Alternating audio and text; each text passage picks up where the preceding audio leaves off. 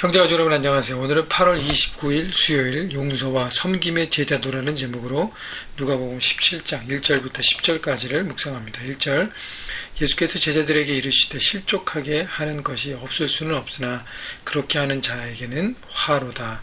자, 예수님께서 제자들에게 인간관계, 사람들과 관계에서 승리하는 제자의 삶에 대한 어떤 그런 주제를 가지고 말씀하십니다. 그래서 상대방을 실족해 하는 것에 대해서 말씀하시는데, 실족해 하는 것이 없을 수는 없으나 예수님께서 아신다는 것이 제자들도 완벽한 인간이 아니기 때문에, 아무리 성숙하고 훈련이 되어도 우리가 완벽하지 않기 때문에 죄를 지을 수 있고 다른 사람에게 실족하게 할 수는 있다는 것입니다. 그러나 그렇게 하는 자에게는 화로다. 자, 실족하는 것을 100% 지킬 수는 없지만 중요한 것은 실족하게 하는 것은 큰 문제가 된다는 것을 분명히 알라는 것이죠. 2절 그가 이 작은 자 중에 하나를 실족하게 할진대 차라리 연자맷돌이 그 목에 매어 바다에 던져지는 것이 나으니라. 자, 믿음이 약한 자, 작은 자 중에 하나를 실족하게, 특별히 믿음이 연약한 자를 실족하게 하는 것은 너무너무 큰 죄악이라고 얘기하는 것입니다.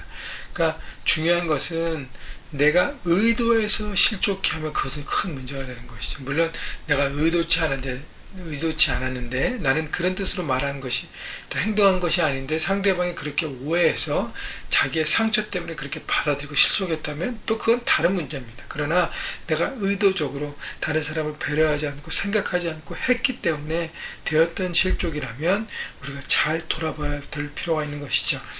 여러분, 실족하지 않게 하기 위해서는 나만 생각하지 않아야 됩니다.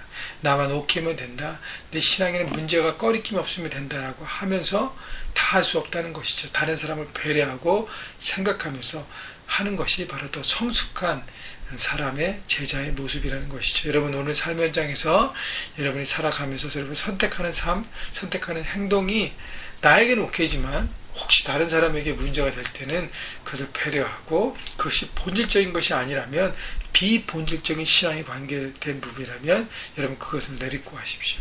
그것이 바로 더 성숙한 하나님의 사람의 모습인 것입니다. 3절 너희는 스스로 조심하라. 만일 내 형제가 죄를 범하거든 경고하고 회개하거든 용서하라.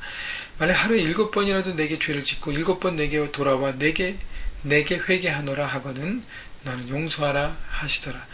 자, 너희는 스스로 조심하라. 조심하라는 것은 죄를 짓지 않게 하기 위해서 다른 사람과의 관계 가운데 실족하지 않거나 죄를 짓지 않도록 조심하라는 것이죠. 그런데 만일 내 형제가 너에게 죄를 범하거든 경고하고, 자, 경고한다는 것은 형제 자매들의 잘못에 대한 우리의 태도와 올바른 반응을 얘기하면서, 첫째는 경고해야 된다는 것. 경고하는 것은 잘못됨을 가르쳐주고 깨닫게 하는 것이 필요합니다. 사랑의 베이스로요. 두 번째, 회개하거든 용서하라. 그가 잘못된 부분에서 잘못을 인정하고 그것을 고백할 때는 용서해야 된다는 것이죠. 여러분, 죄는 미워하되 사람은 미워하지 말라는 말이 있습니다.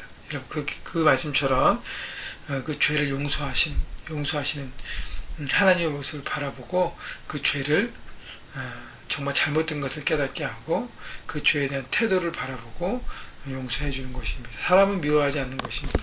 자, 그런데 그 사람이 계속적으로 같은 죄를 반복하고 용서를 구해도 용서해 줘야 된다는 것입니다. 그 얘기는 어떤 얘기예요? 우리가 예수님의 용서를 받고 우리가 정말 죽을 수밖에 없는 죄인인데, 우리가 주님으로부터 주의 십자가 통해서 주의 용서를 받은 큰 은혜를 여러분 날마다 경험하고 생각하고 깨닫고 그 은혜 아래에 있지 않으면 여러분 받아줄 수 없습니다. 그렇기 때문에 어떻게 해요?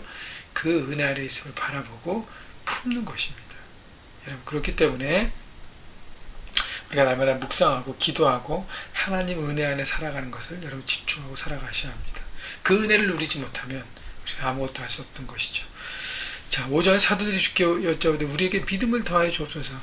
더하소서 하니 이 제자들이 깨달은 것은 이거 어떻게 할까? 7번씩 계속 와서 하는 것을 용서해야 되고, 다른 사람 실족하지 않게 내 삶의 모든 부분들을 정리해야 되고 바라봐야 되고, 과연 다른 연약한 사람들 실족하지 않게 어떻게 할 수 있을까? 그래서 우리에게 믿음을 더하여 주옵소서 할 때 예수님께서 뭐라 그러세요? 주께서 이르시되 너에게 겨자씨 하나일 만한 믿음이 있었더라면 이 뽕나무더러 뿌리가 뽑혀 바다에 심기어라 하였을 것이요 그것이 너에게 순종하였으리라. 여러분, 그 하나의 믿음이 있다면, 작은 믿음만 있으면 뽕나무, 그 큰 뽕나무가 뿌리가 뽑혀 바다에 심기는 것, 불가능한 일이 가능하게 된다는 것입니다. 다시 얘기하면 사람을 실족하지 않게 하는 것, 용서하고 품어주는 것, 정말 불가능한 일이고 어려운 일이지만 주님을 향한 믿음 가운데 하나님의 은혜를 경험할 때 그것이 가능하게 된다는 것이죠. 내 능력과 내 힘으로는 감당할 수 없지만 하나님의 능력과 힘 안에서 감당할 수 있다는 것입니다. 7절 너희 중 누구에게 밭을 갈거나 양을 치거나 하는 종이 있어 밭에서 돌아오면 그대로 곧 앉아서 먹으라 말할 자가 있느냐. 도리어 그대로 내 먹을 것을 준비하고 띠를 띠고 내가 먹고 마시는 동안에 수정 들고 너는 그 후에 먹고 마시라 하지 않겠느냐. 명한 대로 하겠다고 종에게 감사하겠느냐. 이와 같이 10절 너희들 명령받은 것을 다 행한 후에 이르기를 우리는 무익한 종이라 우리가 하여야 할 일을 할 것뿐이라 할지니라. 마지막으로는 이 제자의 삶의 자세를 얘기하는데 종의 자세를 가지라는 것이죠. 집에 종이 있는데 종이 밖에 나가서 일하고 왔다 해서 힘들었으니까 쉬라고 하는 주인이 없다는 것이죠. 지금 해야 될 일이 있으면은 종은 마땅히 그 일을 또 해야 되고 그 일을 마지막으로 다 마무리한 다음에 쉬면서 식사를 하고 여러 가지 개인적인 일을 하는 것입니다. 그리고 9절 뭐예요? 그 종이 명한 대로 했다고 해서 주인이 종이 너무 수고했다 감사했다 그런 종은 없다는 것이죠. 종은 주인은 없다는 것이죠. 그 종은 마땅히 주인으로부터 명령받는 것을 수행하는 것이 마땅한 것이기 때문에 자세는 그냥 우리는 무익한 종입니다. 그 얘기는 뭐냐면요, 종의 자세라는 것은 right, 권리를 주장하지 말라는 것이에요. 내가 인정받고 내가 칭찬받고 내가 드러나는 어떤 권리, 주인의 명령에 따라 순종할 뿐이라는 종의 자세를 잊지 말라는 것입니다. 여러분, 우리는 주님의 종이에요. 권리를 말하고 찾으려고 하기 때문에 어려워집니다. 하나님과의 관계, 사람과의 관계, 우리는 듣고 행하는 사람인 것을 기억하시고 날마다 말씀 묵상을 통해서 여러분 주의 말씀을 깊이 들으시고 하나님께 내게 뭘 기대하신가를 바라보시고 내 권리를 주장하는 것을 포기하십시오. 그때 주께서 우리를 세워주십니다. 그렇기 때문에 여러분이 맡겨진 가정과 삶의 현장에서 여러분 주께서 그 모든 것을 맡겨주신 그것을 바라보고 감사한 마음으로 청지기로 종의 자세로 묵묵히 최선을 다하여 오늘도 승리하시는 여러분 모두가 되시기를 주님의 이름으로 축원합니다.